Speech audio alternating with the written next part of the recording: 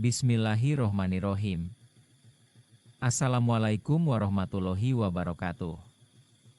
Syukur alhamdulillah para sahabat sekalian selalu diberi kesehatan dan kekuatan dalam melaksanakan ibadah serta menjalani aktivitas seperti biasa.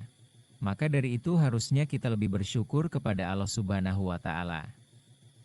Hari ini kita akan membahas tentang azab kaum Nabi Lut.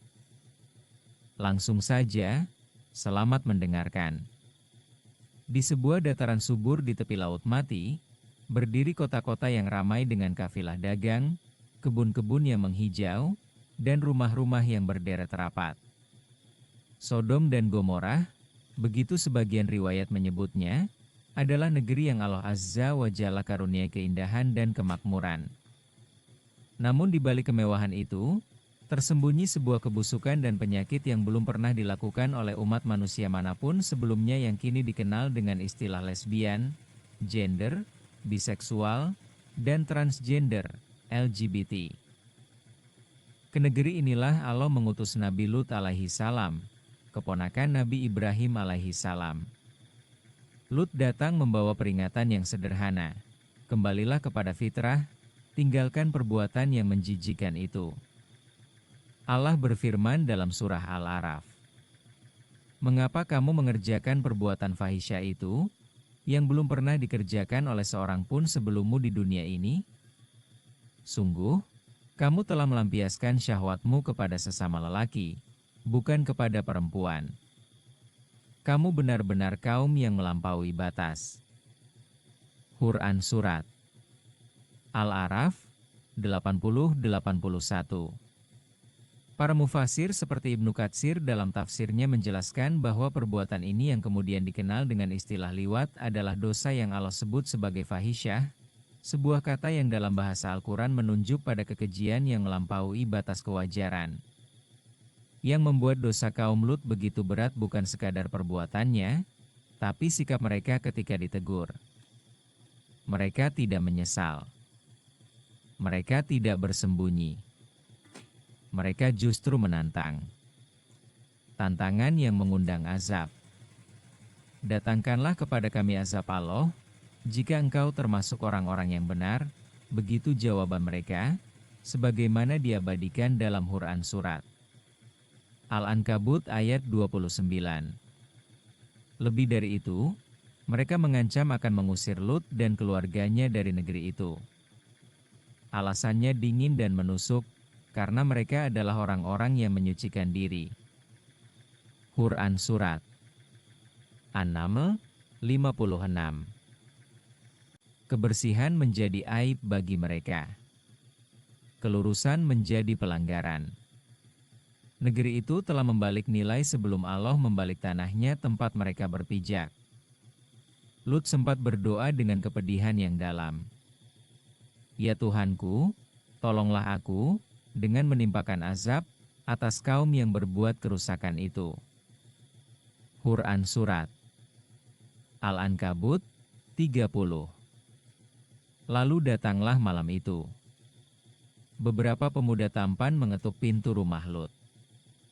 Mereka adalah malaikat berwujud manusia atau laki-laki tampan yang sebelumnya singgah ke rumah Ibrahim untuk membawa kabar kelahiran Ishak, lalu diutus melanjutkan perjalanan ke negeri Lut.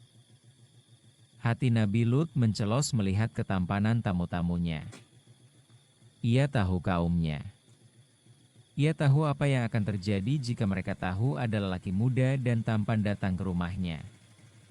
Dan ketika para utusan kami datang kepada Lut, dia merasa bersedih dan dadanya merasa sempit karena kedatangan mereka. Dia, Lut, berkata, "Ini hari yang sangat sulit." Quran Surat Hud 77. Benar saja. Berita itu menyebar begitu cepat. Kumpulan massa berdatangan dengan syahwat di mata mereka, lalu menggedor pintu Nabi Lut. Dalam keputusasaannya, Nabi Lut menawarkan putri-putrinya untuk dinikahi secara halal kepada mereka, sebuah tawaran yang oleh para ulama dipahami sebagai seruan kembali ke jalan fitrah, bukan menyerahkan anak. Tapi mereka menolak mentah-mentah tawaran dari Nabi Lut. Dan lalu berkata, Engkau tentu telah mengetahui bahwa kami tidak mempunyai keinginan, syahwat, terhadap putri-putrimu, dan engkau tentu mengetahui apa yang sebenarnya kami inginkan. Quran Surat Hud 79. Ketika kebejatan sudah sampai di pintu rumah seorang nabi, ketika tidak ada lagi yang tersisa untuk diselamatkan kecuali Lut dan keluarganya, kecuali istrinya yang berkhianat, maka turunlah keputusan langit. Para malaikat membongkar identitas mereka. Wahai Lut, sesungguhnya kami adalah para utusan Tuhanmu. Mereka tidak akan dapat mengganggumu.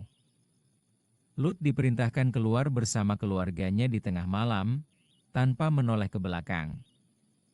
Lalu pagi datang, dan pagi itu adalah pagi terakhir bagi kaum Sodom. Maka ketika keputusan kami datang, kami menjungkir balikannya, dan kami hujani mereka bertubi-tubi dengan batu dari tanah yang terbakar, yang diberi tanda oleh Tuhanmu. Dan siksaan itu tiadalah jauh dari orang yang zalim. Quran Surat Hud 82-83. Bumi dijungkir balikan. Bagian atas menjadi bawah. Hujan batu dari Sijil, tanah liat yang dibakar menimpa siapa saja yang tertinggal.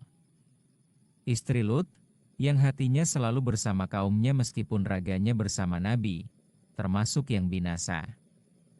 Dataran itu, kata para ahli geografi Muslim klasik seperti Yaqut Al-Hamawi, kemudian menjadi laut mati yang asin dan tak menumbuhkan kehidupan peringatan abadi yang masih bisa dilihat hingga hari ini.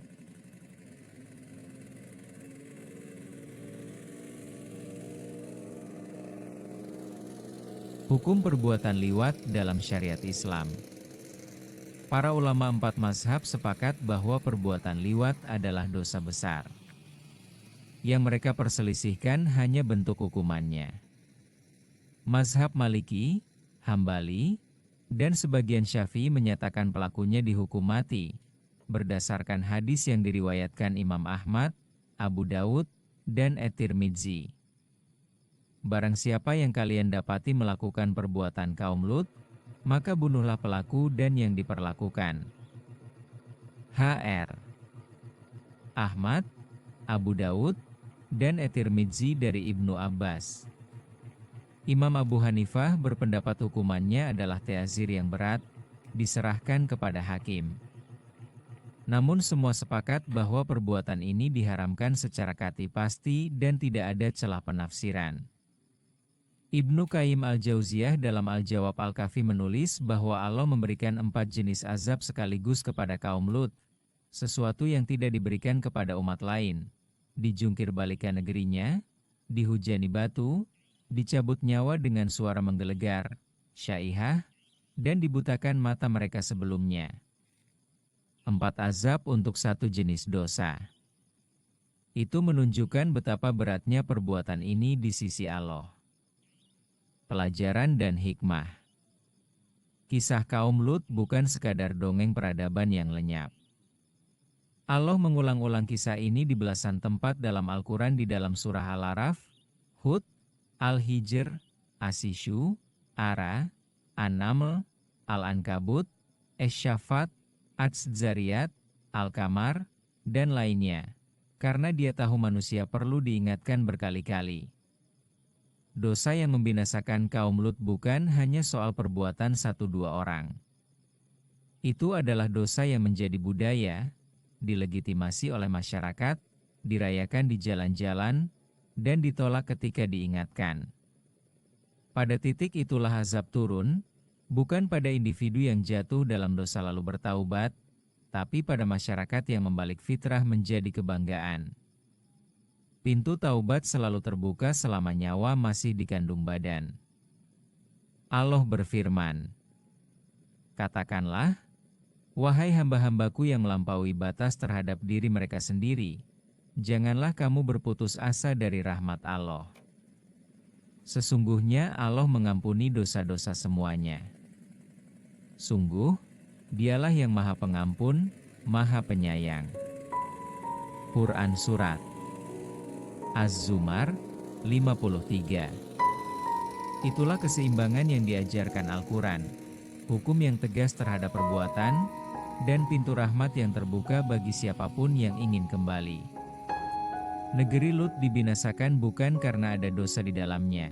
Setiap negeri ada dosanya, tapi karena dosa itu telah menjadi identitas, dan peringatan Nabi ditertawakan.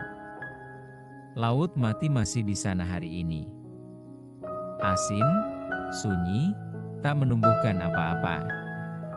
Saksi bisu bahwa fitrah, jika dilawan terlalu lama, akan dibela oleh langit sendiri.